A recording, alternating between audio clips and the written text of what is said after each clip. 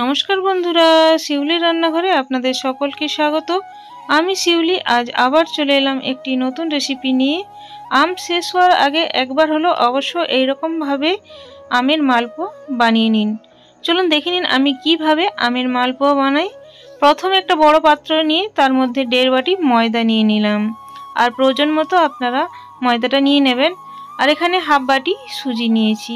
এখানে অর্ধেক সুজি দেবেন, যতটা ময়দা নেবেন সেই হিসাবে সুজিটা দেবেন।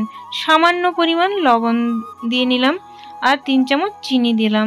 যেহেতু মিষ্টি সামান্য চিনি দেবেন, লবণ দেবেন, বেশি লবণ দেওয়ার প্রয়োজন নেই। আর আমটা কেমন মিষ্টি আছে কিংবা আপনারা কতটা মিষ্টি খেতে চান সেই হিসাবে চিনিটা দিয়ে নেবেন। আপনারা চাইলে গুঁড়ো চিনিও দিতে পারেন, তবে আমি দানা চিনি দিয়ে নিলাম। এবার 1 বাটি দুধ নিয়েছি। দুধটা একটু একটু দিয়ে আমি একটা ব্যাটার বানাবো। আপনারা চাইলে জল দিয়েও এই ব্যাটারটা বানিয়ে নিতে পারেন, তবে দুধ দিয়ে বানালে কিন্তু টেস্টটা অপূর্ব হয়। এখানে দেখুন ব্যাটারটা বানিয়ে নিয়েছি। আর এবারে আমি আমের পাল্প দিয়ে নেব। এখানে আমি একটা আম থেকে যতটা পাল্প বের হয়েছে সেখান থেকে কিছুটা দিয়ে নেব। আমের পাল্প বের করা আমি পেস্ট করা আমি দেখালাম না, কারণ অন্য ভিডিওতে দেখানো আছে আর আপনারা সবাই পারেন। দেখুন আমি এখানে ব্যাটারটা বানিয়ে নিয়েছি, আর ব্যাটারটা কিন্তু রেস্টে রাখতে হবে মোটামুটি হাফ ঘন্টার মতো, তাহলে সুজিটা ফুলে যাবে। আর এখানে দেখুন আমি চিনির রস বানিয়ে নিয়েছি। এখানে আমি মিষ্টি রসটাই নিয়েছি, আর আপনারা চাইলে এখানে চিনির রস বানিয়ে নিতে পারেন। তার মধ্যে আমি আমের পাল্প 2 থেকে 3 চামচ দিয়ে নেব।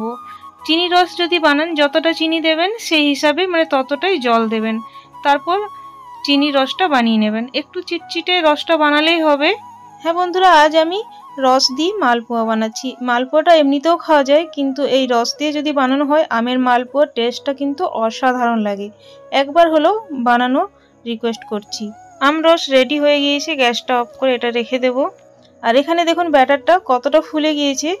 এই সময় সামান্য খাবার সোডা অ্যাড করতে পারেন, আর যেহেতু আমি সোডা দিইনি, সোডা না দিয়েও কিন্তু খুব সুন্দর ফুলে। দেখুন এখানে রিফাইন তেল বা সাদা তেল গরম করে নিয়েছি ভালোভাবে, তারপর 1 হাতা দিয়ে নিচ্ছি।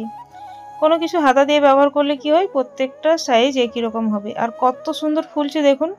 ব্যাটারটা যদি ভালোভাবে ফেটানো হয় তাহলে কিন্তু মালপোয়াগুলো এমনিতেই ফুলবে, খাবার সোডা দেওয়ার প্রয়োজন হবে না। আমি আরও একটা দিয়ে দেখিয়ে দিচ্ছি। দেখুন প্রত্যেকটা মালপোয়া কিন্তু খুব সুন্দরভাবে ফুলে উঠেছিল, আর খেতে কিন্তু দুর্দান্ত হয়েছিল। বন্ধুরা, আমার এই রেসিপিটা যদি আপনাদের ভালো লাগে তো প্লিজ লাইক, শেয়ার, কমেন্ট করে সাবস্ক্রাইব করে আমার পাশে থাকবেন। পাশের দিয়ে বেলটা প্রেস করে অল করে দেবেন, তাহলে নিত্য নতুন ভিডিও বা রেসিপি সবার আগে আপনাদের কাছে পৌঁছে যাবে। বেশি ভালো লাগলে প্রিয়জনদের মধ্যে শেয়ার করতে ভুলবেন না। আর দেখুন এখানে রসের মধ্যে আমি একটা একটা মালপোয়া দিয়ে নেব। আর প্রত্যেকটা মালপোয়া কিন্তু ফুলছে, আর তেল বেশি থাকলে এখানে 2 কি 3টে মালপোয়া একসাথে আপনারা দিয়ে নিতে পারেন। আমি দেখুন এখানে রসের মধ্যে তুলে তুলে দিয়ে নিচ্ছি, একটু তেলটা ভালো করে ঝরিয়ে তারপর দিয়ে নেব। পুরনো বন্ধুদেরকে অনেক অনেক ধন্যবাদ পাশে থাকার জন্য, এগিয়ে যেতে সাহায্য করার জন্য। নতুন বন্ধুরা ভিডিওটা একটু ভালো লাগলে চ্যানেলটিকে সাবস্ক্রাইব করে পাশে থাকার অনুরোধ রইল।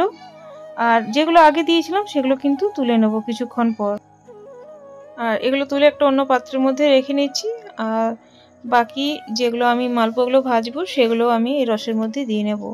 আপনারা কিন্তু রস ছাড়াই এই মালপোয়াটা খেতে পারবেন, তো ওটাও খেতে দুর্দান্ত লাগে। আমার চ্যানেলে মালপোয়ার অনেক রকম রেসিপি দেওয়া আছে, তো আজকে আমের মালপোয়া বানাচ্ছি, সেটাও আবার রস দেয়া, রসে ডোবানো মালপোয়া। এটা কিন্তু সত্যি একটু খেতে অন্যরকম লাগবে, আর খুব নরম তুলতুলে হয়।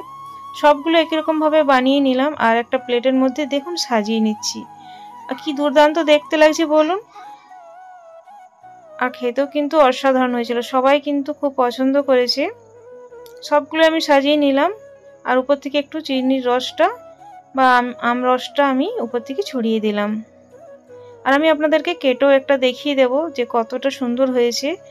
এই মালপোয়াগুলো কিন্তু ভেতর থেকে খুব নরম তুলতুলে হয়, উপর থেকেই দেখুন দেখে বোঝা যাচ্ছে। আমি কেড়ে দিচ্ছি, আপনারা বুঝতে পারবেন হয়তো।